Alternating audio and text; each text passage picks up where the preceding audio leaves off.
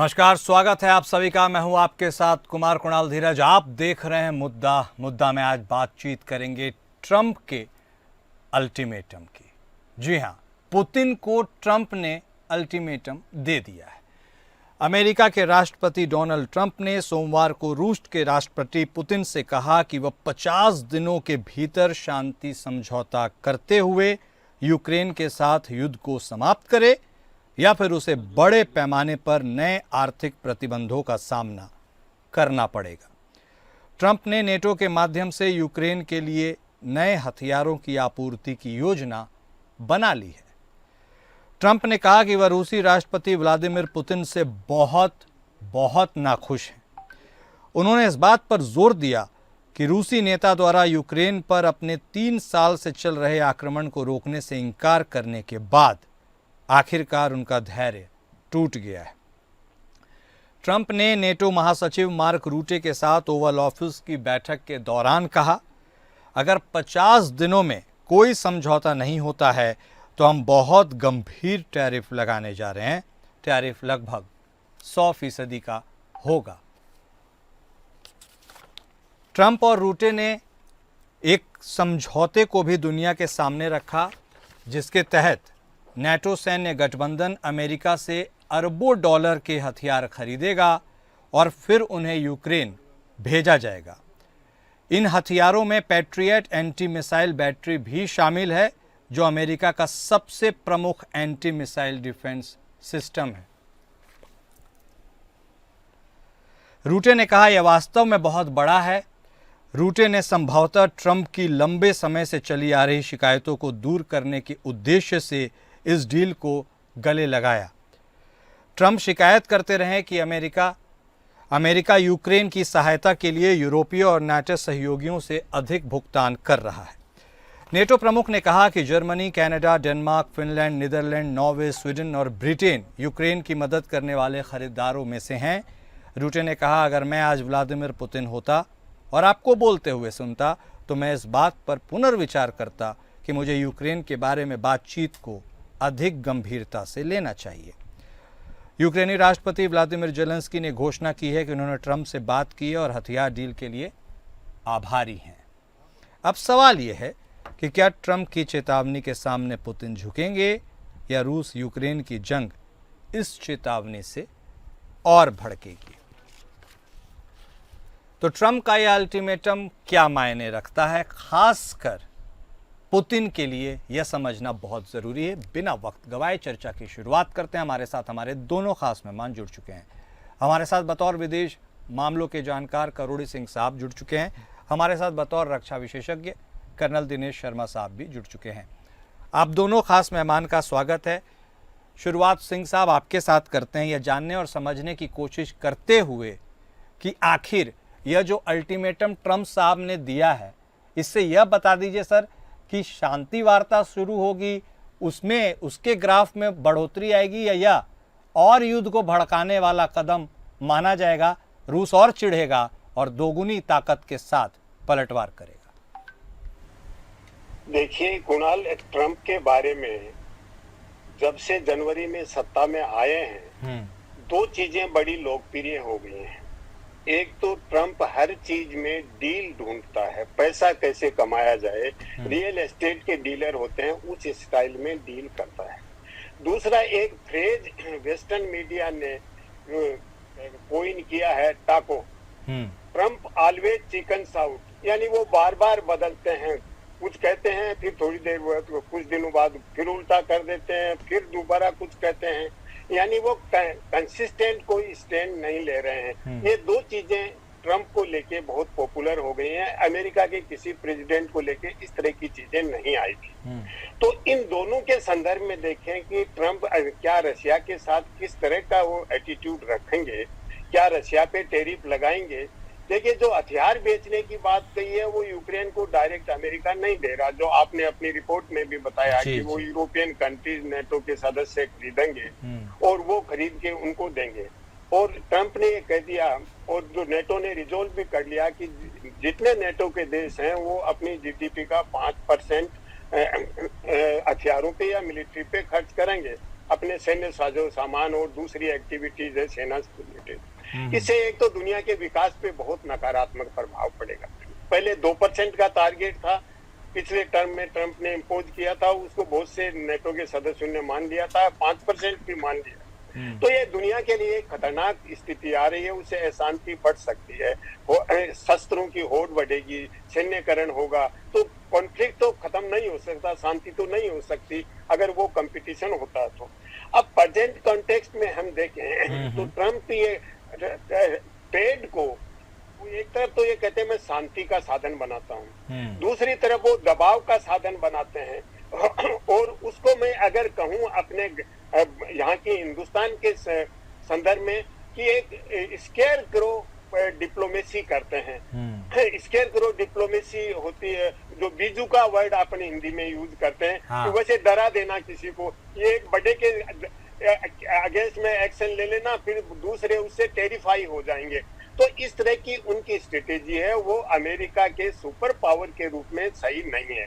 जहां तक ट्रंप का सवाल, पुतिन के साथ बात का सवाल है, वो बार बार बात कर चुके हैं और अभी भी मुझे नहीं लगता कि वो पुतिन के रशिया के अगेंस्ट में इस तरह का एक्शन लेंगे। क्योंकि अगर हम उनका पुराना अनुभव देखें तो ट्रंप के जब बहुत ही खराब दिन थे, यंग ट्रंप था 87 की बात, 1987 के आसपास, उस समय यूएसएसआर होता था, रशिया नहीं होता था। तो ट्रंप को दिवालिया होने से बचाने में जिस तरह की मदद की होगी, और किसी को भी कोई बचपन में मदद करता है, पर्सनल हेल्प करता है, उसके लिए सेंस ऑफ ग्रेटिट्यूड होता है, तो वो एकदम से तो इस तरह का कुछ नहीं करेंगे। लेकिन नेटो का और अमेरिका के दूसरे सहयोगियों का दबाव है, और अब वो प्रेसिडेंट हैं, अमेरिका की सुप्रीमेसी बना के रखना है, इसलिए ऐसी वो बातचीत कर रहे हैं। और ऐसी बातचीत ही नहीं, वो उनका ऐसा कहना है कि रशिया को मजबूत करने में चाइना, इंडिया, ब्राजील, ये देश हैं, ये बड़ी भूमिका निभा रहे हैं। उसमें ईरान का नाम भी है, नॉर्थ कोरिया भी है, लेकिन चीन और भारत को विशेष रूप से वो टारगेट कर रहे हैं, क्योंकि गैस और तेल खरीदते हैं। और इसके लिए मार्च में जो लिंडसे ग्राहम है सीनेटर, वो एक बिल लाए थे। तो ट्रंप ने उनको स्पेसिफाई किया कि मेरी बातचीत चल रही है, मैं यूक्रेन में शांति स्थापित कर दूंगा, ये बिल मत लाइए जी। अब लिंडसे ग्राहम ने कहा है कि ट्रंप ने मुझे ग्रीन सिग्नल दे दिया है, हम गोल्फ खेल रहे थे और मेरे को ये कहा कि अब आप अपना बिल लाइए, मैं अगस्त में बिल लाऊंगा 500% टैरिफ का। तो वो बिल 500 टैरिफ अगर भारत पे, चीन पे लगाते हैं, क्या ऐसा प्रैक्टिकली संभव होगा?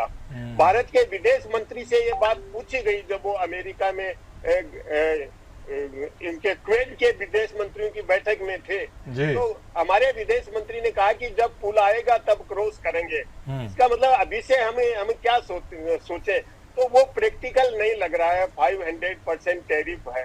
और सैंक्शंस की जो अमेरिका की स्ट्रेटेजी है, अमेरिका की, ट्रंप की भी और उससे पहले की भी, वो आजकल इतनी वायबल नहीं लगती है। हमारे ट्रेडिशनल कम्युनिटी में अगर गांव में कोई अनटुवर्ड इंसिडेंट करता था या जो कोई रोग बिहेवियर होता था तो उसका बाइकाट कर देते थे, उससे हम डील नहीं करने थे।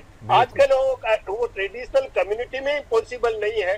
तो ग्लोबल कम्युनिटी में सैंक्शंस का मेथड है वो सक्सेसफुल नहीं हो सकता, क्योंकि ग्लोबल कम्युनिटी है, इतनी ऑर्गेनाइज्ड नहीं है कि एक के अगेंस्ट में पूरा ग्लोबल कम्युनिटी इकट्ठी हो जाएगी, क्योंकि कुछ उसके फेवर में भी रहेंगे।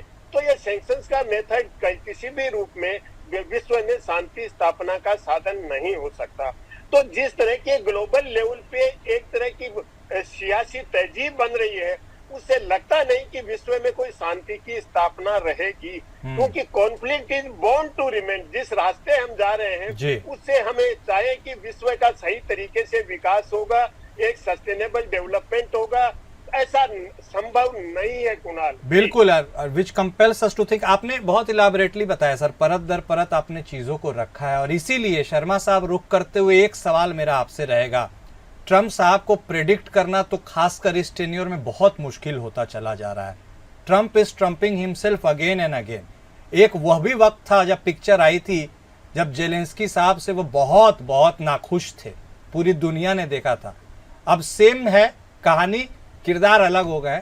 अब पुतिन साहब से बहुत बहुत नाखुश हैं। वो खुश किससे हैं? क्या लग रहा है आपको? क्या आर्म्स डील करने की चाहत है, बिजनेस को बढ़ाने की चाहत है, और प्रेसिडेंट्स की कुर्सी है? कुणाल जी, कई एस्पेक्ट जो हैं वो हमारे करोड़ी सर ने जो है पूरे कवर कर दिए। मैं ये अपने पॉइंट्स जो है तीन भागों में रखूंगा। पहली बात तो ये बताना चाहता हूं कि देखिए साहब, रशिया और अमेरिका के अंदर किस प्रकार के संबंध हैं या किस प्रकार की दरारें आई हुई हैं, वो इन दोनों देशों को नहीं बल्कि विश्व पटल के ऊपर पूरी इंटरनेशनल कम्युनिटी को वो प्रभावित करते हैं। अब जो बात करते हैं, ये जो लेटेस्ट जो इन्होंने धमकी दी है ट्रम्प साहब ने कि मैं अगर 50 दिन के अंदर आप नहीं जंग रोकते हैं तो मैं उसके ऊपर 100% टैरिफ लगा दूंगा। तो अगर हम उनकी इस स्टेटमेंट को थोड़ा सा एनालाइज करें जी। तो उसमें से हमें तीन एस्पेक्ट निकलते हैं। पहला तो ये है कि उन्होंने मेन पॉइंट जो पहला है कि वो मेरी समझ से जो है कि उन्होंने एक समय सीमा तय कर दी है कि आपको 50 दिनों के अंदर जो है रशिया को जो है डिसाइड करना है कि वो युद्ध को कैरी फॉरवर्ड करना चाहते हैं या रोकना चाहते हैं। दूसरा जो है वो उनके ऊपर, रशिया के ऊपर जो है एक प्रकार का इकोनॉमिक प्रेशर डालना चाहते हैं जिससे कि उसके अर्थव्यवस्था के ऊपर फर्क पड़े और अल्टीमेटली वो नेगोशिएशन टेबल के ऊपर रशिया है। तीसरा एस्पेक्ट जो मैं समझता हूँ वो एक प्रकार का जो है डिप्लोमेटिक मैसेज है इस स्टेटमेंट के अंदर, स्पेशली वो यूरोपियन कंट्रीज को और रशिया को एक प्रकार से वार्निंग के तौर के ऊपर दी गई है। और वो वर्ल्ड को ये भी बताना चाहते हैं कि अमेरिका अब पूरी तरह से तैयार है पूरे वर्ल्ड का लीडर बनने के लिए।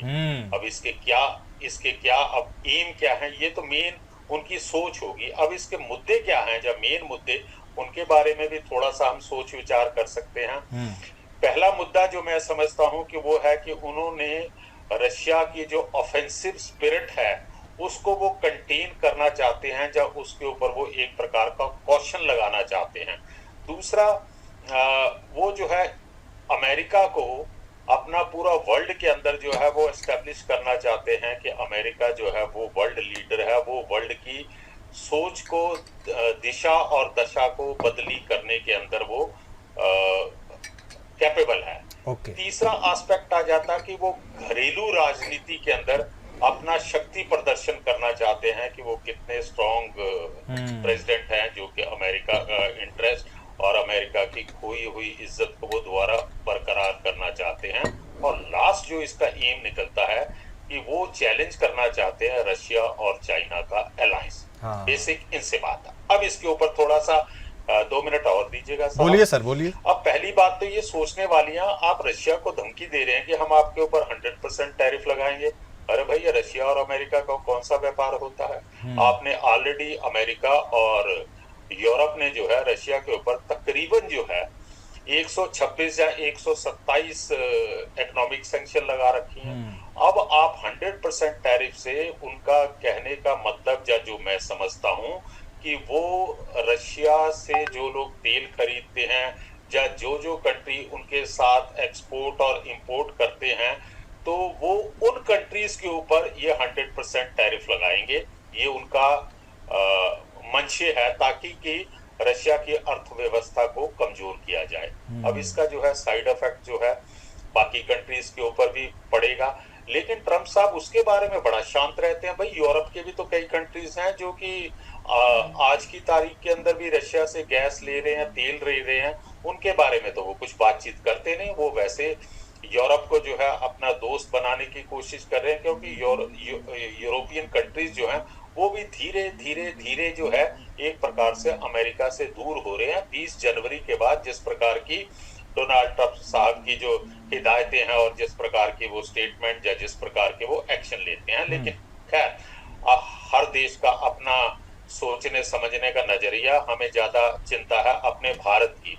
अगर रशिया के ऊपर इस प्रकार के प्रतिबंध लगते हैं, जब उन देशों के ऊपर प्रतिबंध लगते हैं जो उनसे तेल या बाकी सामग्री को इंपोर्ट करते हैं, तो उसमें भारत आ जाता। भारत के ऊपर सबसे बड़ा जो होगा वो हमारी ऊर्जा सुरक्षा के ऊपर एक प्रकार की संकट आएगा। और उसके लिए क्या करना पड़ेगा, हमें जो है अल्टरनेटिव सोर्सेस को टैप करना पड़ेगा, चाहे हम अफ्रीकन कंट्रीज की तरफ जाएं, या वेनेजुला के अंदर जाएं, या मिडिल ईस्ट के अंदर जो है हम और ज्यादा तेल लें, क्योंकि आने वाले दिनों में सूनर और लेटर जो है इसी किस्म की सैंक्शन जो है वो ईरान के ऊपर भी लगाने वाला है। तो हमें अपनी ऊर्जा की जो निर्भरता है उसके लिए हमें वेरियस सोर्सेज को खोलना पड़ेगा। दूसरा आ जाता है रशिया के साथ हमारा रक्षा सहयोग जो है उसके ऊपर असर पड़ेगा, क्योंकि हम जो है हमारी दोस्ती है और हम काफी हद तक अपनी वेपन सिस्टम जो है वो रशिया से खरीदते हैं, तो उसके लिए भी हमें कोई अपना अल्टरनेटिव देखना पड़ेगा। तीसरा जो है व्यापारिक रणनीति जो है, कुणाल जी देखिए इस समय जो है हम अमेरिका के साथ भी व्यापार करते हैं और रशिया के साथ भी व्यापार करते हैं, तो जो हमारी व्यापारिक रणनीति होगी उसके अंदर डिप्लोमेसी आएगी कि ताकि हम जो है बैलेंस जो है मेंटेन कर सकें और अपने देश के भारत के व्यापार के ऊपर और जो बाकी हित हैं उनकी सुरक्षा कर सके।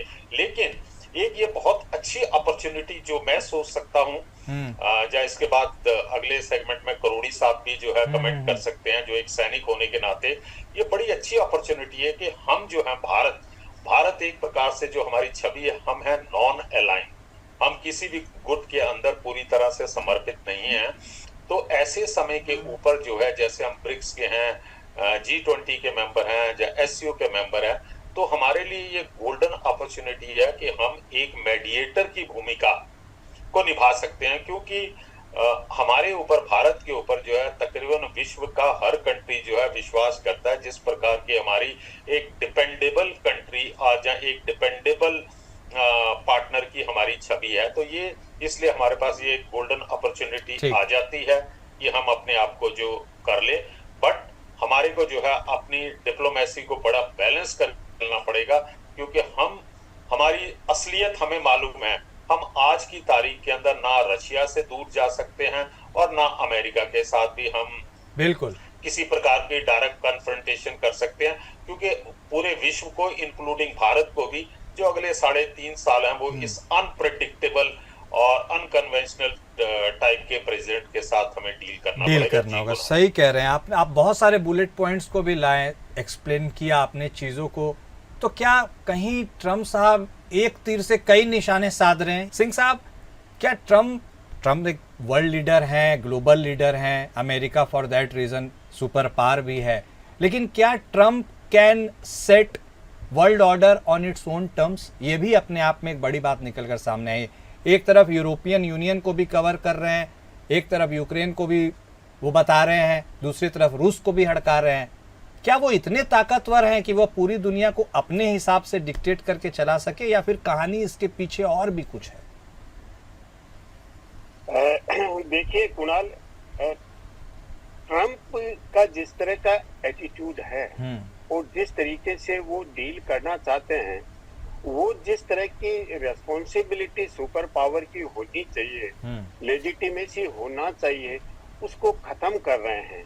क्योंकि अमेरिका के लिए हम देखें तो ट्रम्प दो चीजों के बीच में लटके हुए हैं। एक तरफ तो अमेरिकन एक्सेप्शनलिज्म की बात करते हैं कि अमेरिका पूरी दुनिया से भिन्न है, हम दुनिया से बिल्कुल पृथक हैं, एक जैसे अलग प्रजाति हो अमेरिका एक देश के रूप में, दूसरे देश अलग हैं।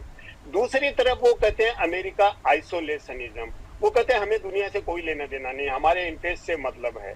जैसे USAID जैसी संस्थाएं थी जो दुनिया में ह्यूमैनिटेरियन सर्विस देती थी, हेल्थ सर्विस प्रोवाइड करती थी, इनके एकेडमिक एक्टिविटीज के लिए मदद करती थी, रिसर्च को प्रमोट करती थी, तो उस तरह की इतनी बड़ी संस्था थी, वो दुनिया के सभी देशों में फैली थी, उसको भी बंद कर दिया। तो इससे वो अमेरिका को आइसोलेशनिज्म की तरफ ले जा रहे हैं। अगर अमेरिका आइसोलेशन में है तो सुपर पावर तो हो नहीं सकता, और अगर एक्सेप्शनल है तो दूसरे देश उसकी लेजिटिमेसी को क्यों एक्सेप्ट करेंगे? और इन्हीं दोनों के बीच में अमेरिका को वो उन्होंने लटका रखा है। जहां तक दुनिया का सवाल है, वो ये कह रहे हैं कि हमारे दोस्त और दुश्मन दोनों ने अमेरिका से नाजायज फायदा उठाया। इस तरह का उनका एक दृष्टिकोण है। और जो उन्होंने बहुत पहले एक किताब लिखी थी, the art of the deal, इसमें कुछ चीजें उन्होंने इंडिकेट की है ऐसी, तो वो ये प्रूव करना चाहते हैं कि अमेरिका से लोग फायदा उठाते हैं। अमेरिका फायदा नहीं उठाता, लेकिन व्यापार में कभी ऐसा नहीं होता है कुणाल। बिल्कुल। व्यापार में एक को बेचना होता है, दूसरों को खरीदना होता है। उससे आप क्या लेते हैं?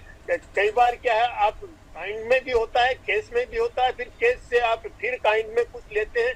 तो ये तो गिव एंड टेक होता है, इंटरडिपेंडेंस होता है व्यापार में, वो एक तरफा नहीं होता है।